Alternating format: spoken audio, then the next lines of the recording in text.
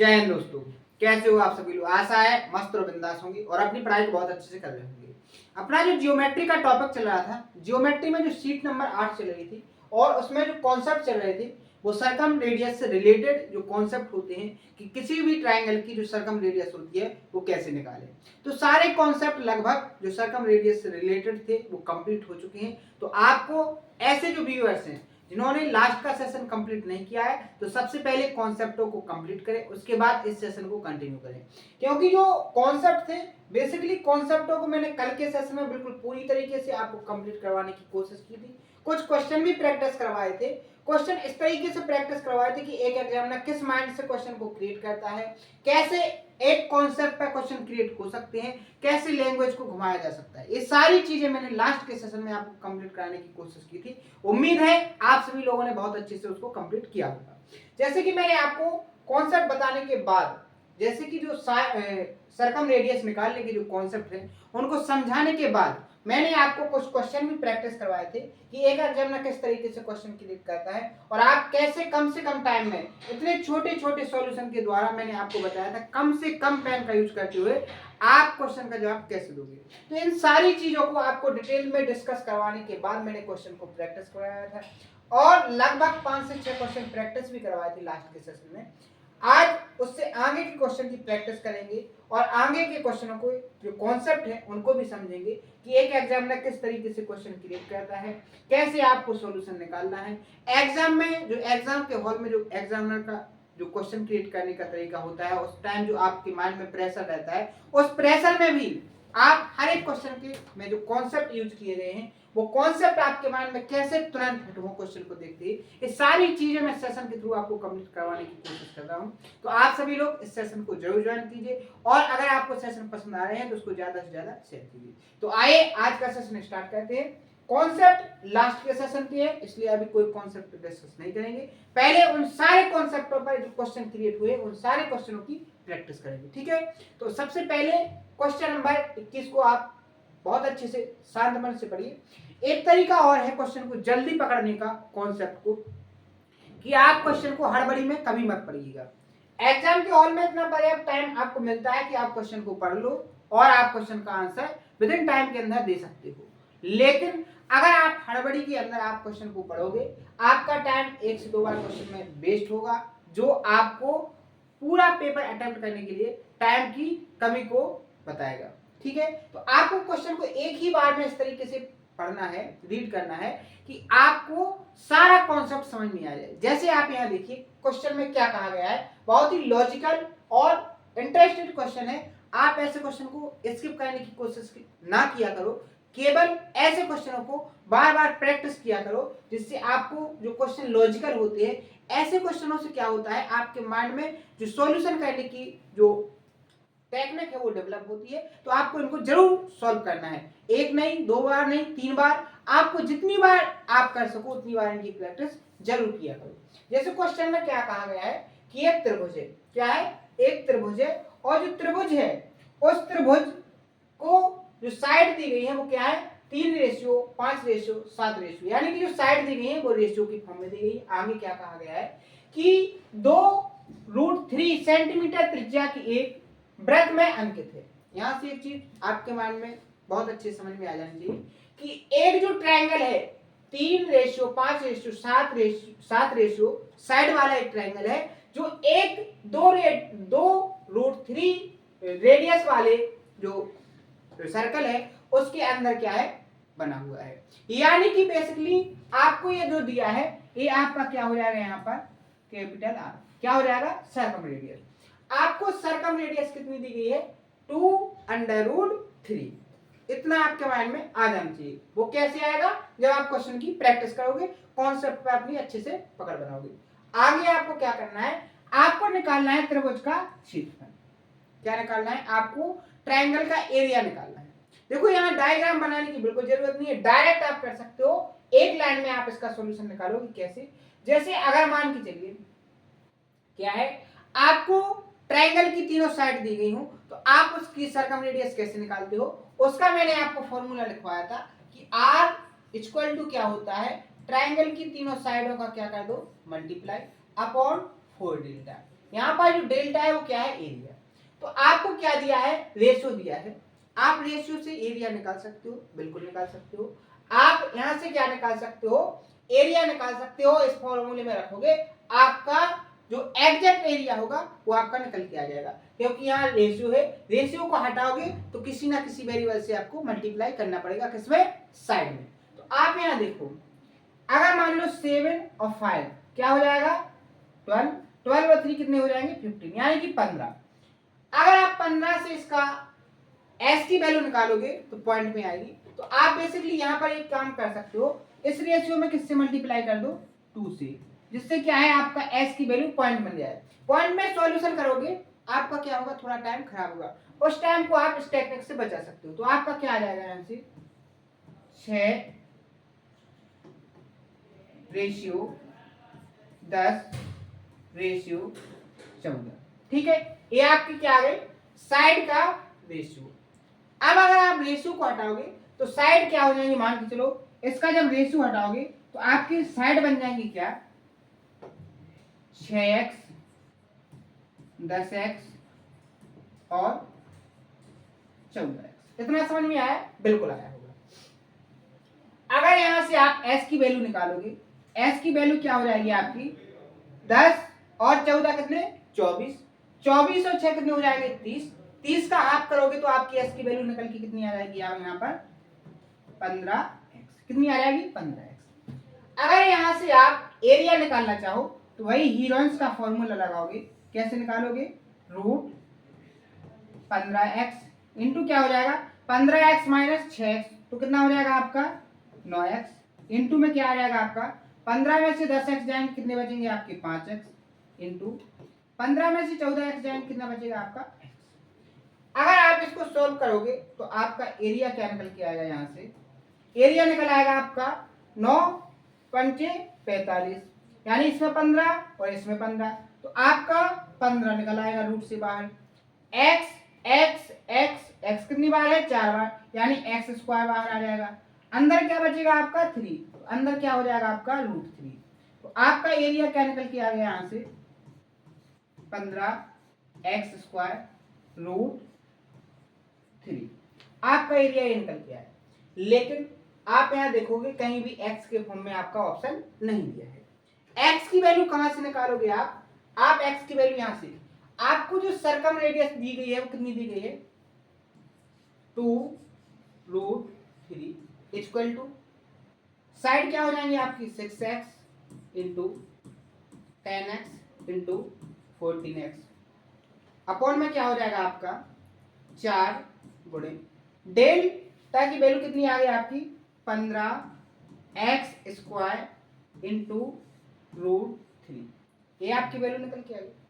आप यहां से देखोगे, जब आप इसको सॉल्व करोगे तो आपका क्या निकल के आएगा, यहां से आप देखोगे x स्क्वायर से 2x कैंसिल हो जाएंगे, यहां से 5 दूनी 10, 5 दिया 15, 3 दूनी 6, 2x आ जाएगा।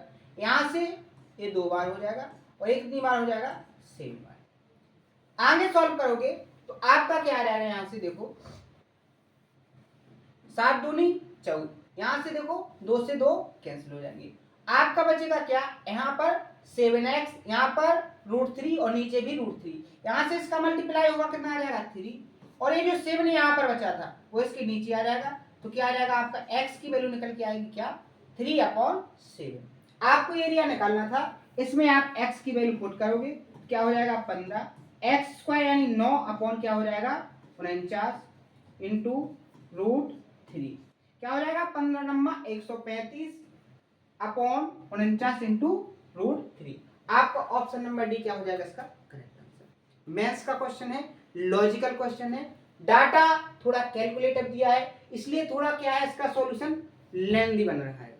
लेकिन जब आप प्रैक्टिस करोगे तो ये जो सारी चीजें मैंने आपको लिखवाई हैं, ये जो कैलकुलेशन मैंने यहाँ करवाई है, इसको बिल्कुल भी करने की जरूरत नहीं थी, आप माइंड में करते, केवल आपको इतना करना था, डायरेक्ट आप निकाल सकते थे। लेकिन कब, जब आप ज्यादा से ज्यादा इसकी प्रैक्टिस करोगे। आशा है, उम्मीद है बहुत अच्छे से इसका सॉल्यूशन समझ में आया होगा। जल्दी कैसे करना है सारी चीजों की जो छोटी छोटी कैलकुलेशन है उसको आपको माइंड में करना है। तो आप इसका सॉल्यूशन 5 से 10 सेकंड में भी दे सकते हो, लेकिन ये प्रैक्टिस से ही आएगा। आप जितनी प्रैक्टिस करोगे उसी प्रैक्टिस से आप ऐसी वैल्यू को माइंड में निकाल पाओगे और डायरेक्ट पुट कर पाओगे। लेकिन अगर आपकी स्पीड अभी कम है तो आपको घबराना नहीं है। आप धीरे धीरे, जब मैं आपको क्वेश्चन आगे सॉल्व करवाऊंगा तो आपकी एक रिदम बन जाएगा और आपकी बहुत अच्छे से प्रैक्टिस हो जाएगी। ठीक है, अगला क्वेश्चन देखो, डायग्राम दिया है, क्वेश्चन भी दिया है। कुछ चीजें आपको डायग्राम में मिलेंगी, कुछ चीजें आपको क्वेश्चन में मिलेंगी। देखो, दिए गए चित्र में एबीसी एक त्रिभुज है। ठीक है, आपको जो चित्र दिया है उसमें क्या है, एबीसी एक त्रिभुज है जिसमें एबी की लेंथ जो है वो कितनी है, 10, यानी ए से बी की जो लेंथ है वो कितनी है, 10 सेंटीमीटर, और ए सी आपकी कितनी है, 6 सेंटीमीटर। ठीक है, और आगे क्या कहा गया, ए से ई कितनी है, 4 सेंटीमीटर। ठीक है, एडी परिवृत्त का व्यास है, यानी ए से डी, इसमें कोई एक और लाइन है वो क्या है, व्यास है। तब परिवृत्त की आपको त्रिज्या निकालनी है। कैसे निकालोगे, जो बेसिक से करेगा इसमें कम से कम 5 से 6 मिनट लगाएगा, लेकिन आप थोड़ी चीजों को ऑब्जर्व कर लोगे, बहुत आसान तरीके से आपका आंसर निकलेगा। जैसे आपका जो सरकम रेडियस निकालने का तरीका क्या है, फॉर्मूला आर इक्वल टू क्या होता है, ए इंटू बी इंटू सी अपॉन 4 डेल्टा। एबीसी क्या है, इसमें जो ट्रायंगल दिया है उसकी साइड, डेल्टा क्या है उस ट्रायंगल का एरिया। आप यहां से अगर फॉर्मूला लगाओगे तो आप देखो यहां से पाओगे क्या, इक्वल टू, साइड आपको इस ट्रायंगल ए बी सी की दो साइड दी गई, ए बी और ए सी, और बी सी आपको साइड नहीं दी गई, लेकिन कोई बात नहीं। ए बी क्या हो जाएगी आपकी 10 गुणे 6 गुणे, तीसरी साइड आपकी क्या हो जाएगी, बी सी। ठीक है, अपॉन क्या हो जाएगा आपका 4 इंटू डेल्टा की वैल्यू आप यहां से निकालोगे तो आप यहां देख रहे हैं इस ट्रायंगल की अगर ये लंब है तो ये ए ई आपकी इस त्रिभुज की क्या हो जाएगी, ऊंचाई। और जब आपको किसी त्रिभुज की ऊंचाई दी गई हो तो उसका क्षेत्रफल कैसे निकालते हैं, 1/2, आधार आपका क्या हो जाएगा, BC। ठीक है, आधार गुणे ऊंचाई आपकी कितनी हो जाएगी यहाँ से 4। आप यहाँ सॉल्व करोगे जब तो आप देखोगे BC से BC क्या हो जाएगा, यहाँ पर कैंसिल, 2 से 4 2 बार कैंसिल, यहाँ से ये कितनी बार हो जाएगा, 3 बार, और आप यहां देखोगे 10 30, 30 को जब आप 4 से डिवाइड करोगे, 4 सत्ते 28, 7.4 पंचे 20, यानी 7.5। ऑप्शन नंबर बी क्या हो जाएगा इसका करेक्ट आंसर। ना तो आपको बीसी निकालने की जरूरत पड़ी, ना ही आपको कोई अदर साइड निकालने की जरूरत पड़ी, डायरेक्ट आपका सॉल्यूशन निकल के आया केवल एक ही फॉर्मूले से।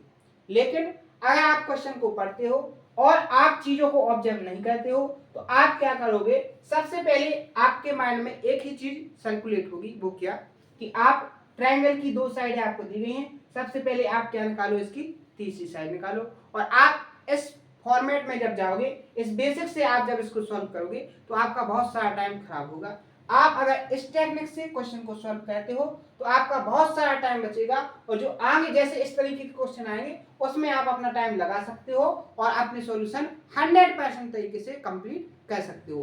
पूरा पेपर कैसे सॉल्व करना है, कुछ ऐसे क्वेश्चन आते हैं जिनमें थोड़ा टाइम लगता ही है, आप उस टाइम को नहीं बचा पाओगे, लेकिन जिन क्वेश्चनों में आप टाइम बचा सकते हो, जैसे कि इस क्वेश्चन में बहुत सारे स्टूडेंट बेसिक से करेंगे और बीसी को निकाल के करेंगे तो इसमें टाइम क्या लगा लेंगे, ज्यादा, लेकिन एक अच्छे कॉन्सेप्ट से सॉल्यूशन निकालने वाला जो स्टूडेंट होगा वो इस टेक्निक से यूज करेगा और इसका टाइम यहाँ पर बचाएगा, वो इन जैसे क्वेश्चनों में यहाँ पर टाइम में क्वेश्चन को लगा लेगा, तो उसके दोनों जो क्वेश्चन के आंसर होंगे बिल्कुल 100% एक्यूरेसी के साथ सही हो जाएंगे। ठीक है, लेकिन कैसे करना है वो मैं बताने की आपको पूरी कोशिश करता हूँ, आपको इसी टेक्निक से सारे क्वेश्चन की सॉल्यूशन करना है। उम्मीद है जो मैं समझाने की आपको कोशिश कर रहा हूँ वो समझ में आपको बहुत अच्छे से आ रहा होगा। नेक्स्ट क्वेश्चन,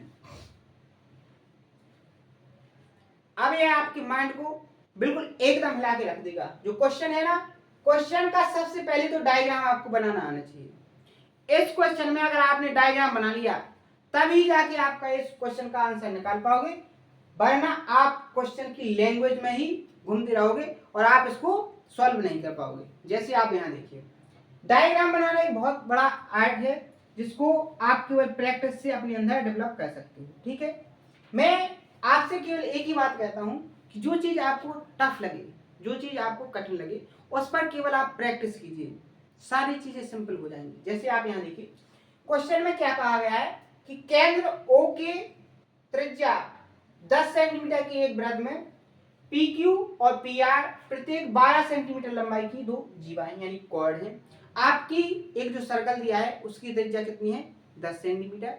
उस सर्कल के अंदर दो कॉर्ड हैं यानी कि जीवाएं हैं जिनकी लेंथ कितनी है 12-12 सेंटीमीटर। ठीक है, इसके बाद आगे क्या कहा है, पीओ जीवा क्यू आर को बिंदु एस पर काटता है, ओ एस की आपको लंबाई निकालना है। लैंग्वेज से आपको कुछ समझ में आया? बिल्कुल भी नहीं आया कि आप क्या निकालने की बात कर रहे हो, कैसे निकालोगे? तो सबसे पहले डायग्राम को क्रिएट कीजिए। डायग्राम को कैसे? उसने क्या कहा कि एक सर्कल है, आपने एक सर्कल क्रिएट किया, क्या किया, एक सर्कल बनाया। ठीक है, इसमें आप यहां देखोगे ये क्या हो गया इसका ओ सेंटर, क्या हो गया इसका ये ओ सेंटर। अब इसमें पी क्यू और पी आर यानी कि इसमें जो कॉमन पॉइंट आ रहा है वो क्या है पी। तो पी से जो क्या खींची गई दो कॉर्ड यानी कि जीवाएं, मान के चलो आपका पॉइंट पी यहां है। ठीक है, अब आगे एक चीज यहां मैं आपको समझाने की कोशिश करता हूं।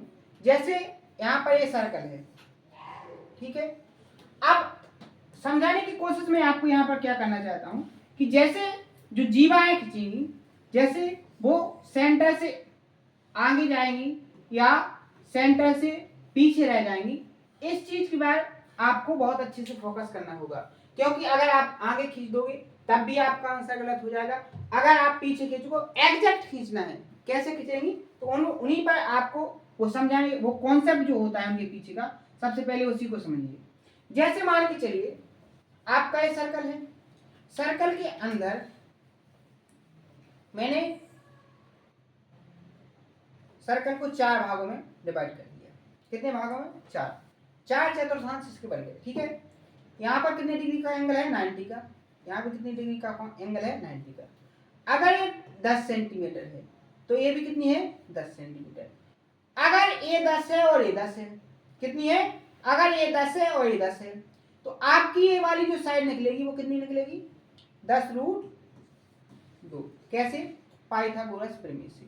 और जब आप इसको देखोगे तो इसका एग्जैक्ट में जो आंसर आएगा वो कितना आ जाएगा 14 के बराबर, लगभग 14। यानी आपकी जो कॉर्ड होंगी उनकी लेंथ कितनी है 12, यानी सेंटर से कहां पर होंगी पीछे साइड। यानी कि आपकी यहाँ पर जो कॉर्ड बनेगी वो इस तरीके से बनेगी, सेंटर से कहां रहेंगी पीछे साइड। तो ये आपकी क्या हो जाएंगी, दोनों इस तरीके से कॉर्ड हो जाएंगी, क्योंकि इनकी जो लंबाई है वो क्या है, तो कॉर्ड क्या होगी आपकी पी क्यू और पी आर, दो जीवाएं होंगी। समझ में आ गया आपको? जो मैंने आपको समझाने की कोशिश की है वो समझ में आ गया? समझ में कॉन्सेप्ट आ जाए तो डायग्राम बहुत अच्छे से बन सकता है, लेकिन अगर समझ में नहीं आया तो ये मान के चलिए आपको डाउट हमेशा रहेगा। डाउट को क्लियर करना है तो आप हर एक चीज को बार बार देखिए। ठीक है, एक बार में समझ में ना आए तो 2 बार देखिए, 2 बार में ना आए 3 बार में देखिए। देखो आगे क्या कहा गया है कि क्यू आर, तो सबसे पहले तो मैंने क्या किया, क्यू से आर को मिलाया। ठीक है, इतना समझ में आया, क्यू आर को आपने मिला दिया। ठीक है, आगे क्या कहा गया है, पी से ओ। ठीक है, पी से ओ को मिला दीजिए। पी से किसको मिलाया, ओ को। ठीक है, आप यहां देखिए ये पी से हो गया, जो पीओ को जीवा क्यू आर को बिंदु एस पर काटती है, यानी यहां पर क्या है, यहां जो एक दूसरे को काट रहे, यहां पर बिंदु क्या है एस है। ठीक है, इतना समझ में आया? तो आपको ओ एस यानी कि आपको ए वाली लेंथ निकालनी है, ए वाली लेंथ निकालनी है। कैसे निकालोगे? इस पर क्वेश्चन कई तरीके से क्रिएट हो सकता है। ये जो क्वेश्चन है ये मेंस का क्वेश्चन है,